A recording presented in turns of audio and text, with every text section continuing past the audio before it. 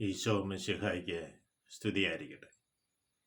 ഈശോ മിശിഹായിൽ സ്നേഹിക്കപ്പെടുന്നവരെ, വിശുദ്ധ യോഹന്നാൻ അറിയിച്ച സുവിശേഷം 4-ാം അധ്യായം 1 മുതലുള്ള തിരുവചന ഭാഗങ്ങളിലൂടെ നാം കടന്നു പോവുകയാണ്. ഇവിടെ പ്രധാന പ്രമേയം എന്ന് പറയുന്നത് ഈശോയും സമറിയക്കാരിയായ സ്ത്രീയുമാണ്. ഈശോയ്ക്ക് സമറിയയിലൂടെ നടന്നു പോകേണ്ടിയിരുന്നു. അവൻ സിക്കാർ എന്ന പട്ടണത്തിലെത്തി. അവിടെയാണ് യാക്കോബിൻ്റെ കിണർ സ്ഥിതി ചെയ്യുന്നത്. യാത്രാമധ്യേ ക്ഷീണിതനായിരുന്നതുകൊണ്ട് അവൻ ആ കിണറ്റിൻകരയിലിരുന്നു. 6-ാം മണിക്കൂറിൽ ഒരു സ്ത്രീ കുടവുമായി അവിടെ വരികയാണ്, വെള്ളം കോരുവാൻ. ഈശോ അവളോട് പറഞ്ഞു, എനിക്ക് കുടിക്കുവാൻ ജലം തരിക. അവളോട് പറയുന്നത്, ഈശോ യഹൂദനാണ്, അവൾ സമറിയക്കാരി സ്ത്രീയാണ്. ഒരു പണ്ട് മുതലേ അകൽച്ചയിൽ ജീവിക്കുന്നവരാണ്. നീ എന്തുകൊണ്ട് എന്നോട് കുടിക്കാൻ ജലം ചോദിക്കുന്നു എന്നൊക്കെ ചോദിച്ച് ഈശോ പറയുന്നുണ്ട്, നിന്നോട് ജലം ചോദിക്കുന്ന ആരെന്ന് നീ മനസ്സിലാക്കിയാൽ നീ അവന് ജലം കൊടുക്കുമായിരുന്നു.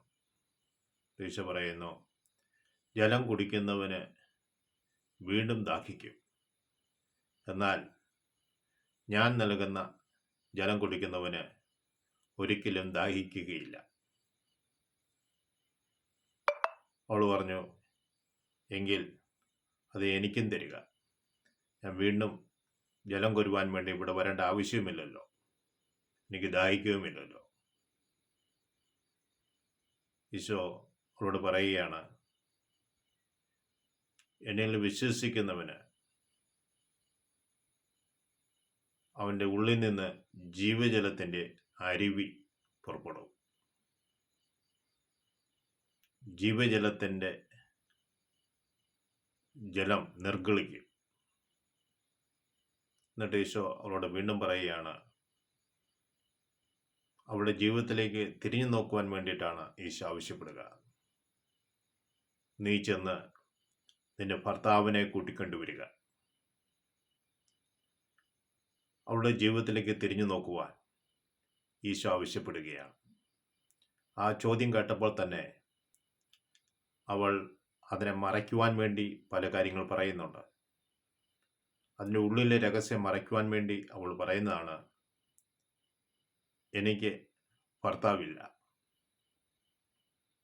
ഈശോ പറഞ്ഞു, നീ പറഞ്ഞത് ശരിയാണ്. ഇപ്പോൾ ഉള്ളവനും, നിനക്ക് 5 ഭർത്താക്കന്മാരുണ്ടായിരുന്നു, ഇപ്പോൾ ഉള്ളവനും നിന്റെ ഭർത്താവല്ല.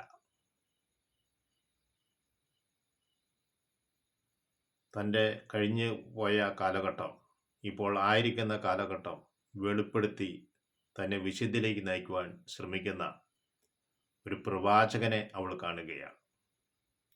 അവൾ പറയുന്നത്, സത്യം വേം പ്രവാചകനാണെന്ന് ഞാൻ മനസ്സിലാക്കും. പ്രിയ സഹോദരങ്ങളെ, അവൾ ഇത് കേട്ട് അവൾ സമറിയ കുടം അവൾ ഉപേക്ഷിച്ച് കിണറ്റുകരയിൽ വെച്ചിട്ട് അവൾ സമറിയയിലേക്ക് ഓടി. അവിടെയുള്ള ജനങ്ങളോട് അവൾ പറഞ്ഞു, എൻ്റെ കാര്യങ്ങളെല്ലാം എന്നോട് പറഞ്ഞവനെ ഞാൻ കണ്ടു, നിങ്ങളും പോയി കാണുക. സമറിയയിലെ ജനങ്ങൾ എല്ലാവരും ഈശോയെ കാണുവാൻ വേണ്ടി എത്തി. അവർ ഈശോയോട് പറഞ്ഞു, നിങ്ങൾ ഞങ്ങളുടെ കൂടെ താമസിക്കുക.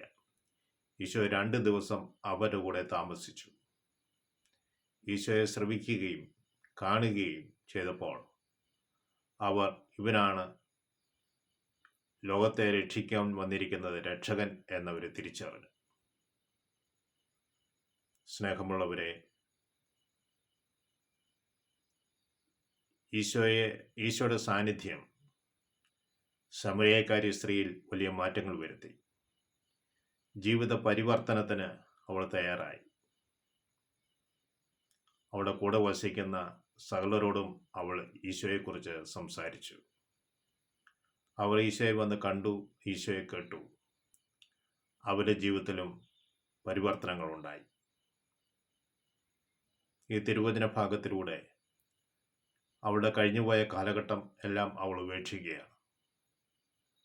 ഈശോ 6-ാം മണിക്കൂറിൽ യാക്കോബിനെ കിണറ്റിൻകരയിൽ നിന്ന് ശമരിയക്കാരി സ്ത്രീയെ ദൈവമകളിലേക്ക് അവളെ കൊണ്ടുവരികയാണ്.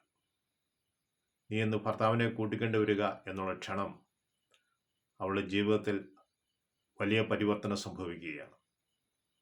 അതെ, എൻ്റെ പാപകരമായ മാർഗങ്ങളിലേക്ക് തിരിഞ്ഞ് അവയെല്ലാം ഉപേക്ഷിച്ച് മനസ്സിൻ്റെ ജീവിതത്തിൻ്റെ പരിവർത്തനത്തിലൂടെ മുന്നേറുവാൻ നമ്മുടെ ഈശോ ആവശ്യപ്പെടുന്നു. മറ്റൊന്ന്, ഈശോയെ കാണുകയും ഈശോയെ ശ്രവിക്കുകയും ജീവിതാനുഭവത്തിലൂടെ അവിടുത്തെ കണ്ടെത്തുകയും വേണം. നമ്മൾക്ക് വിശ്വാസം ലഭിക്കുന്നത് കേൾവിൽ നിന്നാണ്. ഗുരുക്കന്മാരിലൂടെ, മത അധ്യാപകരിലൂടെ, മാതാപിതാക്കളിലൂടെ, വചന പ്രസംഗത്തിലൂടെ എല്ലാം നമ്മൾ ഈശോയെ കേൾക്കുന്നുണ്ട്. വിശുദ്ധ കുർബാനയിൽ നമ്മൾ ഈശോയെ കാണുന്നുണ്ട്. എന്നാൽ വ്യക്തിപരമായ ഈശോ അനുഭവം ഉണ്ടാകണം. ശമരിയക്കാരിയുടെ ജീവിതത്തിൽ വ്യക്തിപരമായ ഒരു ഈശോ അനുഭവം ഉണ്ടായപ്പോഴാണ് അവൾക്ക് പരിവർത്തനമുണ്ടായത്. അതിനാൽ ഈശോയുമായി വ്യക്തിപരമായ ദൈവാനുഭവം ഉണ്ടാകുവാൻ വേണ്ടി പ്രത്യേകം നമ്മൾ പ്രാർത്ഥിക്കുക. വിശ്വാസമാണ് നമ്മളതിലേക്ക് നയിക്കുന്നത്. കഴിഞ്ഞ ക്ലാസ്സിൽ നമ്മൾ കേട്ടു, സീറോഫിനീഷ്യൻ സ്ത്രീ, ഗ്രീക്കുകാരിയായ അവൾ ഈശോയുടെ തൻ്റെ വിശ്വാസം ഏറ്റുപറയുന്നത്. ആ വിശ്വാസം ഏറ്റുപറച്ചിലൂടെ അവളുടെ മകളിലുണ്ടായിരുന്ന അശുദ്ധാത്മാവ് അല്ലെങ്കിൽ പിശാച് മകളിൽ നിന്ന് വിട്ടുപോയി. ആഴമായ വിശ്വാസവും ദൈവാനുഭവവും നമുക്ക് അവർക്കും ഉണ്ടാകാൻ വേണ്ടി പ്രത്യേകം ശ്രദ്ധിക്കാം. അതിനുവേണ്ടി പ്രാർത്ഥിക്കാം. ത്രിയേക ദൈവം നമ്മളെ അവരെയും അനുഗ്രഹിക്കട്ടെ എന്ന് പ്രാർത്ഥിക്കുന്നു. ആമേൻ.